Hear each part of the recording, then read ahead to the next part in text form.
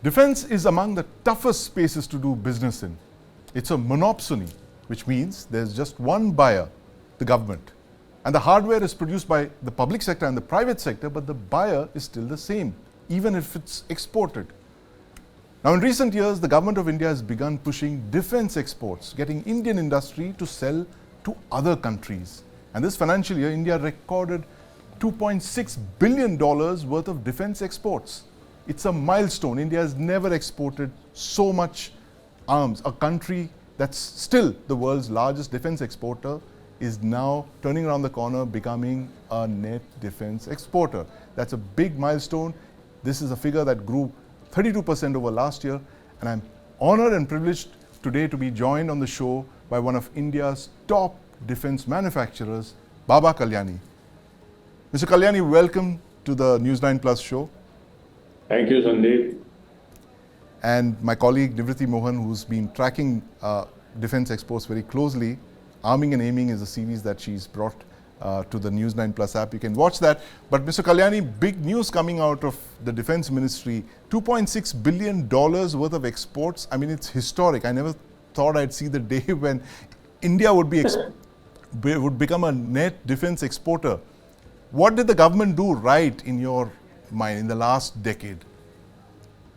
You know, I think it's less than a decade. It's probably the last 5 years or so is what you are really seeing the results of. I think, first of all, we have to say that the Honorable Prime Minister's policies that he set out in the defense sector, Atmanirbhar Bharat policy, the Make in India policies, and lately in the last 2-3 years, the policy and targets to achieve certain exports, where, first of all, I think it is pretty much demonstrating that we are on track to achieve his target of 30,000 crores by 2026. We probably cross it. Right. With the numbers that we have achieved in the fiscal year that just ended in March, the 21,000 crores. I think to a large extent, it is a result of a couple of policies that the government of India has taken.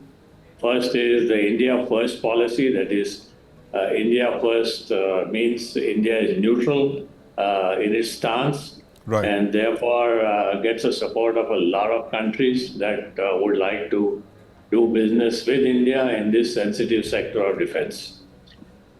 Second is the whole of nation approach that has been taken by the Honorable Prime Minister, the MOD, the Minister of External Affairs, together with Indian industry, both private and public, and the defense attaches and defense missions that are there all over the world, which have actually become ambassadors for promoting Indian defense products abroad. And Right. this is helping a lot. Right. And third is that today India is exporting pretty advanced defense products and platforms. It is not exporting uniforms and parachutes and stuff like that Right. we used to do in the past. Okay? Which means that the success of the whole Atmanirbhar Bharat mission of the Honorable Prime Minister and the Defense Ministry has really come to pass. I mean, it shows how capable Indian industry is, both public and private, Right. how entrepreneurial this industry is, and how they have taken on the challenge to make things happen. Absolutely. And so this is, I think, in my opinion, and last point I would say is supporting Indian companies with Indian intellectual property. This Right. is because you cannot export a product if it is coming from some other company. Yes. They Absolutely. won't allow you to export. Right. So you have to produce your own products with your own IP, and then only you can export. So I think Right. this is a great combination of thinking, policy, and implementation. Right. So, Mr. Kalyani, years ago, there was a grouse in the Indian private sector, of which you are a key part of. The fact that the government would have, a two-faced approach towards the defense sector. They would, private sector was treated as stepchildren. And of course, the DPSUs were the favored children. They were given all the best of contracts and, they were given extra rope, whereas the private sector was literally kept out of the thing. Has that really changed in the last 5 years, as you mentioned? Well, it's changing. I would say we are on a track for change for the domestic market. And I think private sector is beginning to get equal opportunities in the domestic market. The only problem is that currently a large part of the procurement is happening through emergency purchases. Right. And emergency purchases are small quantums because there is a value cap on it of some 350 crores. So, defense products cannot be purchased all the time through emergency purchases. If you want to build a defense industry, then you have to provide scale and size for the defense industry. You have to provide long-term contracts for the defense sector. And I think that will probably happen after this election is over. That's my gut feeling. Absolutely. Nivriti, you've been tracking this story very closely, Arming and Aiming. Of course, that's a play on a book that came out many years back where they said that the Indian Defense Ministry was arming without aiming. And that seems to have changed, as Mr. Kalyani just said, that we are now arming and aiming. We've got very clear deadlines and we've got targets. We've got 35,000 crore by 2026. Is the government on course to meet that target? It's a large figure, 35,000 crore by 2026. 2025. Yes, government wants to achieve the target of defense exports worth 35,000 crores by 2025 and an industry size of 1.75 lakh crore by 2025. So if we want to understand whether the government and the industry is meeting the target, let's go to some figures. In 2015-16, if you consider the figures, the export was worth 1,400 crores only. In 2015 to 16. And then it rose 8x by 2021. And it became 13,000 crores in 2021. And now we are hearing that it is 21,000 crores. So another year is left and 35,000 crores doesn't seem to be a very difficult target for the government and the industry. As far as the industry size is concerned, I spoke to the former Defense Secretary Ajay Kumar an year ago. Then he was telling me that this industry size target is 1.75 lakh crore and 1 lakh crore has already been achieved. This is 1 year ago. So I don't think there is any difficulty in achieving that target. Mr. Kalyani, very interesting that on your wall there I see a picture of the ATAGS, 155 by 52 artillery gun. And I want to ask you this, I mean, this is something that everyone, it's the buzz in the defense media space about this entrepreneur from Pune who took a huge leap of faith more than a decade ago, went to a Swiss company and bought their entire gun line at a time when India was only talking about importing howitzers. There were there were French howitzers, there were British howitzers, there were American howitzers, there were Swedish howitzers, at least a dozen type of howitzers, but no Indian howitzers on the horizon. And today, thanks to your foresight then, a decade ago, we have come to a point when we don't need to import howitzers. Do you see it as mission accomplished? I want to add one thing to this. They want to, according to his interview, I read somewhere that they want to become the global house of artillery. Absolutely. Global house of artillery. How do you respond to that, Mr. Kalyani? You know, that's been my vision and dream. I mean, just like in the forging business, I had said many years ago that we want to be among the top 3 in the world in this business. Now we are number 1 in the world in this business. So we are targeting that in artillery sector, we will be the largest artillery manufacturer in the world with the best of technologies. And I think by 2030 is the target by which we will achieve. You know, you talked about the ATAGS. Just want to say that last year we started our exports by exporting howitzers. So we are exporting the ATAGS, we are exporting another mounted gun on a 4x4 vehicle, a mounted howitzer, 155 millimeter, never done ever in the past. It's something that we designed ourselves and build it.